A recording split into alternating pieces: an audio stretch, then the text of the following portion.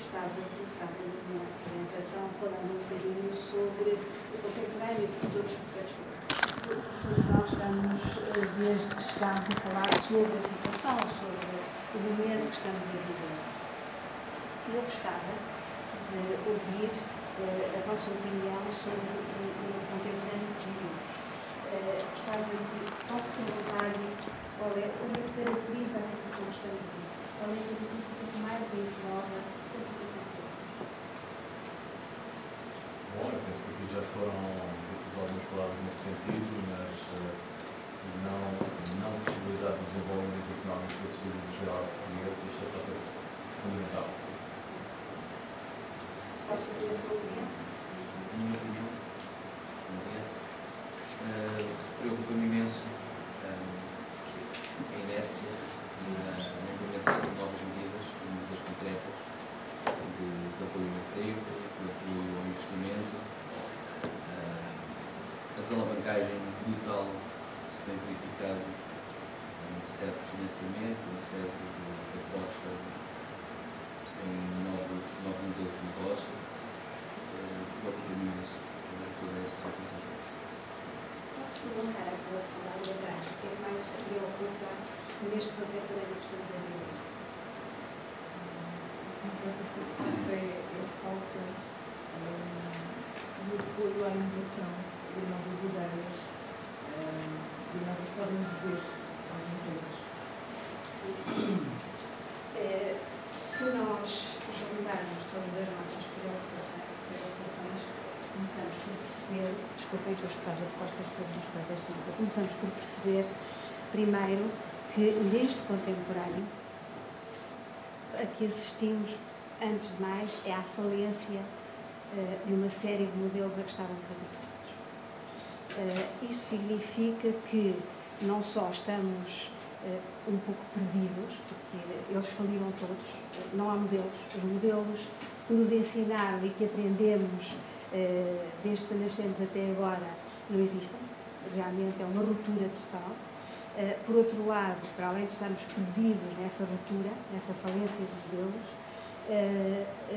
a Isabel tem razão, está também uma inércia em relação não só à implementação de medidas, mas também a novas formas de ver, a uma criatividade, e se nós estamos todos aqui e estamos vivos nesta altura, é porque temos que fazer mais alguma coisa, é porque temos que agir. E se nós, como seres humanos, somos capazes de realizar obras tecnológicas avançadíssimas, os robôs já fazem poesia, os robôs, pintam, e depois não somos capazes de resolver problemas como a coesão social, como a implantação de medidas, como a economia, algo está realmente muito mal. Eu não me atrevo a dizer que a comunicação é uma das soluções fantásticas para o problema, mas que é com certeza uma boa solução, é sem dúvida nenhuma. É muito curioso porque a crise de 1999 trouxe duas dimensões completamente novas. Uma foi a noção de mercado, que não existia. E com a noção de mercado vieram as ciências de comunicação. São duas dimensões que alteraram completamente o paradigma da sociedade. E as ciências de comunicação que demoraram algum tempo a serem consubstanciadas, a serem aceites, e que naturalmente passaram por muitas vicissitudes, porque também são maltratadas, não é? As ciências de comunicação foram confundidas com umas relações públicas muito feias, porque as relações públicas são uma vertente possível da comunicação, como outras vertentes entram nesse domínio das ciências de comunicação. E então demorou algum tempo a serem aceites e sedimentadas e consubstanciadas. Eu lembro-me que, quando em Portugal as ciências de comunicação começaram a ser transmitidas, um professor do Porto, da Universidade do Porto, explicava sempre que comunicar tinha a raiz etimológica em companheiro, e que companheiro era com quem nós partilhávamos o pão. E esta perspectiva é muito importante, porque comunicar significa destruir todas as barreiras, significa partilhar a mesma visão, ou não, ou discutir e argumentar a nossa visão, persuadindo o outro de que a nossa visão é melhor e o outro concordará ou não, mas sobretudo significa ultrapassar as barreiras de comunicação entre departamentos, entre comunidades, enfim, entre todos nós trabalhamos em empresas e sabemos como é difícil articular projetos com outros departamentos. Bom, então, uma coisa é certa, se nós conseguimos criar estes feitos tão tecnológicos e tão importantes, algo está mal em relação à forma como nós devemos implementar outros projetos. E uma coisa é certa, o nosso registro de pensamento tem que mudar, tem que ser completamente alterado. E é esse registro de pensamento e esse paradigma que faz com que nós, neste momento, precisemos da tal inovação, da tal criatividade. Eu penso que os velhos registros temos que os pôr completamente de lado e começar uma nova atitude. Eu sou há muito tempo defensora de uma síntese entre a emoção e a razão. Nós somos todos os dias fustigados pelos meios de comunicação com mais informação do que aquela que podemos reter. É impossível. Nós antigamente tínhamos um canal de televisão, ou tínhamos 2, hoje temos 30 mil. Nós conseguíamos distinguir 2 ou 3 estrelas de televisão, agora temos 30 mil, é completamente impossível. O zapping fez da televisão um mundo completamente em movimento, imparável. Tudo tem uma velocidade imparável. E toda essa velocidade tem que acompanhar a estrutura social também. Portanto, nós vamos ter que mudar. E as nossas gestões também vão ter que mudar. A sociedade não é a mesma. E quer os autarcas, os empresários, os políticos, os decisores sociais têm que perceber que não é a mesma maneira de gerir e de regular que usávamos há muitos poucos anos atrás. E tudo isso tem que fazer também com uma boa estratégia de comunicação. Não é só uma comunicação para fora, ou uma comunicação para os órgãos políticos, é também uma comunicação dentro das empresas, dentro das confederações, dentro das associações. Eu lembro-me que há uns anos tentava eu persuadir as pessoas de que o planeamento estratégico era uma matriz facilíssima e que conseguia resolver estas questões da comunicação. E quando se falava em planeamento estratégico, soava a algo pesadíssimo, a algo que ainda complicava mais. E não, o planeamento estratégico é uma matriz tão simples e tão, como dizer, tão selecionadora, que resolve até o problema dos bloqueios entre departamentos. Bom, o que vos queria dizer é que esta complexidade da sociedade em que vivemos não vai simplificar-se. Eu acho que ela vai intensificar-se, vai tornar-se ainda mais complexa. E só nos resta uma solução, é viver com ela, aceitá-la e gerir com ela. E gerir com ela cada vez com mais criatividade, cada vez com mais intuição. Eu peço desculpa se é um bocadinho, como dizer, se é um bocadinho assustador, mas é verdade que temos que gerir com intuição e com emoção. O binómio satisfação das necessidades, satisfação das necessidades está em todo lado, faz parte da estrutura social. Tudo o que é novo, enfim, tudo aquilo que as nossas crianças, desde a escola até à universidade, aprendem, é que, além do movimento, além do ritmo que vivem, têm direito a coisas novas.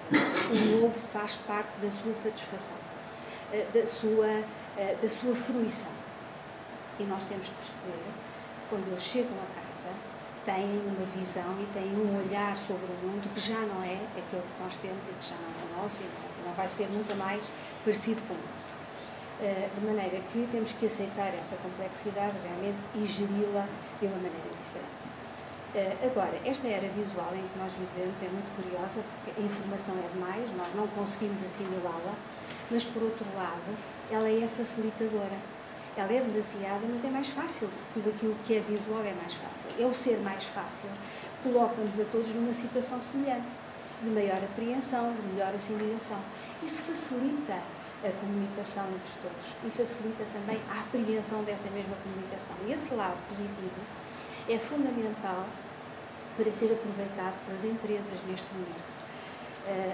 Eu estou convicta e afirmo e afirmarei enquanto viver que são as empresas e são os empresários que fazem mover um país, que fazem mover a economia. Não são os políticos, são os empresários, são as indústrias que mudam a face de uma comunidade, que ajudam a desenvolver, que provocam a escolaridade, que fazem com que as famílias cresçam, que deixam, que tenham direito e tenham acesso a outras coisas. E essa possibilidade de mudança tem que continuar a ocorrer, porque senão o país para, o país entra numa crisálida insuportável, estamos a parar e estamos a atrasar-nos não sei quantos anos. Ora, essa capacidade de comunicar, essa capacidade de mostrar é fundamental neste momento, não é só em relação aos órgãos, não é só utilizando consultores que é possível, é utilizando todos os meios que estão à vossa disposição. Meios de comunicação, as vossas associações. É fundamental neste momento comunicarem profusamente quem são, o que querem, o que precisam de fazer para melhorar, para intervir, para fazerem o que têm a fazer. É a hora exata para o fazer. É neste momento, não é outro. Pois, com parceiros, melhor ainda, acho notável que existam parceiros que ajudem a salvar empresas e que seja possível essa ligação. Agora, é hora de verdadeiramente as empresas e as associações comunicarem o que são, quem são, o que estão a fazer, o que podem fazer e o que devem fazer no futuro. Porque senão ninguém ouve. O problema é que nós podemos ter uma empresa fantástica, podemos ter o melhor produto do mundo, mas se ninguém sabe, não tem sentido. Nós só existimos quando as pessoas percebem que existimos e quando servimos as necessidades das pessoas. É o tal binómio necessidade e satisfação das necessidades. E não é possível que todo este tecido empresarial que fez Portugal, não é? Que fez viver Portugal, possa estar parado sem que toda a gente perceba que tal não é possível. Para haver progresso, para haver desenvolvimento, tem que ser sempre através de vós, tem que ser sempre através das empresas, não pode ser de outra maneira. Entretanto, gostava de vos dizer também que a cultura é a maneira como nós saímos de tudo aquilo que nos rodeia. E a ética é a maneira como nós saímos das dificuldades que se nos põem. A cultura realmente não é um grupo organizado de pessoas muito iluminadas. A cultura é a forma como nós saímos das circunstâncias. É a forma como nós interpretamos tudo aquilo que nos rodeia. É a capacidade que nós temos de selecionar o que é importante e aquilo que não é importante. E quando estamos a fazer essa seleção do que é importante e do que não é importante, temos que o fazer com a tal capacidade criativa, com a tal capacidade de olhar de maneira diferente, de sair um pouco daquelas mensagens todas muito organizadas que recebemos da televisão e de estourar essa massificação da comunicação e estourá-la com coisas novas para avançar. Eu tinha a ideia de vos ter trazido uma fotografia, lamentavelmente não consegui encontrá-la. Há no percurso do Aqueduto das Águas Livres uma torre muito bela, chama-se a Torre das 14 Janelas, que é uma torre muito inesperada, por aquele circuito belíssimo do Aqueduto. Não se percebe muito bem a existência daquela torre, porque, enfim, quando é vista da estrada parece uma torre pequena, quando nós entramos nela tem uma altura incomensurável. E os historiadores e os filósofos que são defensores do Quinto Império dizem que dentro da Torre das 14 Janelas está a chave energética de um novo Portugal, está a chave energética de um Portugal que há de soerguer-se. Mas eu estou convencida que a chave energética do novo Portugal está nas empresas que têm que verdadeiramente voltar a pôr Portugal no seu sentido. mas têm que o fazer comunicando. Não é mais possível, eu penso que é a grande mudança de paradigma, não é mais possível criar empresas, criar indústrias como se fossem ilhas. Elas fazem parte da comunidade, elas fazem parte do país, elas fazem parte do universo, fazem parte deste planeta e têm que, e esse é o grande poder, têm que comunicar com todos, interiormente, para a comunidade que está ao lado, para o país e para o planeta. E este era a grande mensagem que eu vos trazia, era o grande pedido, era o grande desafio. É a hora exata para dizerem quem são e quem querem ser. E comunicar profusamente. E localizarem-se neste tempo, nesta hora. Eu acho que não vale a pena procurar mais explicações. A complexidade é esta, é o que é. O que há a fazer é realmente procurar as parcerias necessárias, os canais que sejam necessários e avançar como